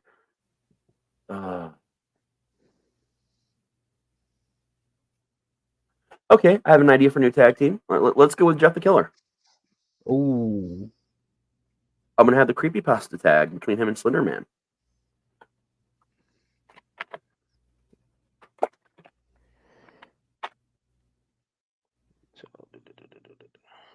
All right, let me go with one more female, actually, and I'm going to take He-Man's cousin, She-Ra. Oh. Nice. And I'm going to pick somebody that this whole roster is afraid of, Chuck Norris. Ooh, that's a good pick. That is a good pick, man. Now, we are round 20, which is our last round for tonight. All the other picks and trades will get handled next time. Let's see here. I got to really think about this one. This is my last one for the night, I don't want to think about it too much. I want to go with the man who was built for wrestling. He's a famous luchador in the comics. I'm taking Vane. And that is my final pick of the evening. Also new to us. So I'm going to go for one more slasher legend. Let's go with Michael Myers. Nice pick. Stuff. First haunt character I ever played in the industry, man. All right, before I make this last pick, are we going to go more serpentine or fixed for the next round? We're just going to keep it going with how we have it right now. Okay. Just for sake of ease, I think. Damn, this one's really hard because of how close they are to both my heart. But again, we're going to allow trades. Oh.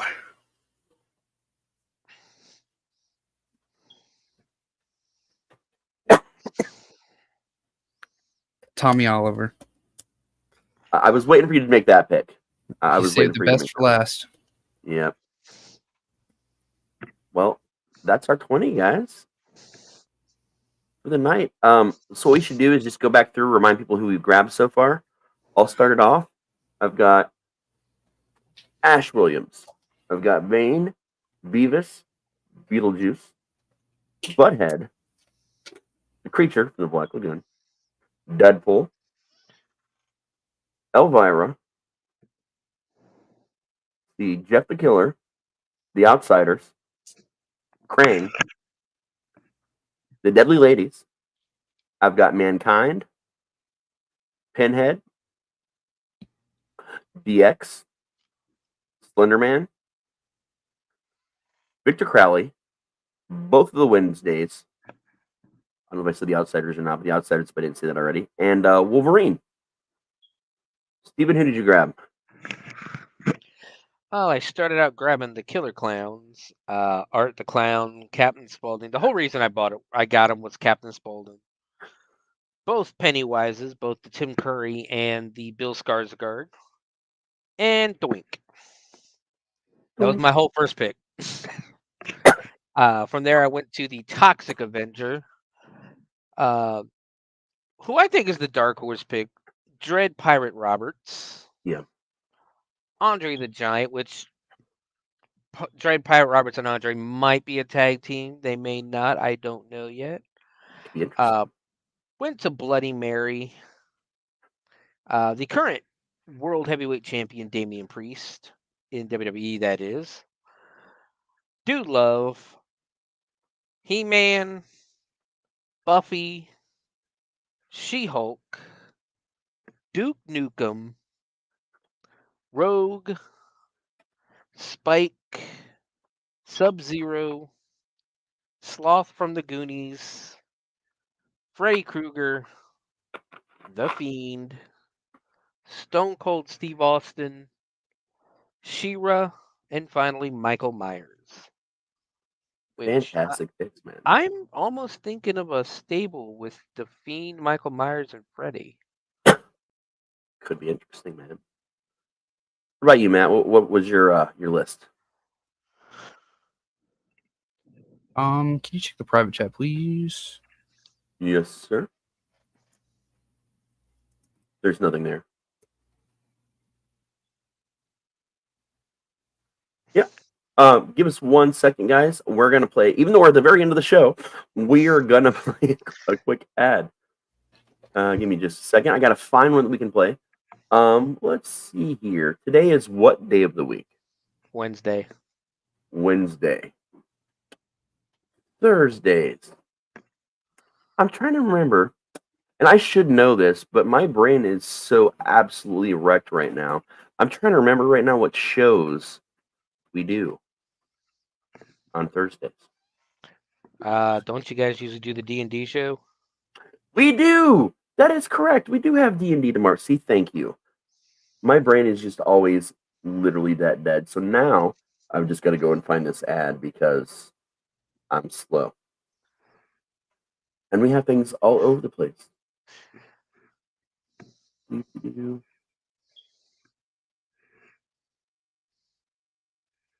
Here we go.